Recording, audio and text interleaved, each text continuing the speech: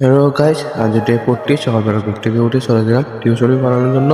তারপরে এসে আমার মাছগুলোকে খাওয়ান দিয়ে দিলাম, ছোটো মাছগুলোকে তারপর দিলাম। বড় মাছগুলোকে দেখতে পাচ্ছেন কি সুন্দরভাবে খেলা করছে মাছগুলো। তারপর বাড়িতে এসে একটু রাস্তায় দাঁড়ালাম, সবার সাথে কথাবার্তা বললাম।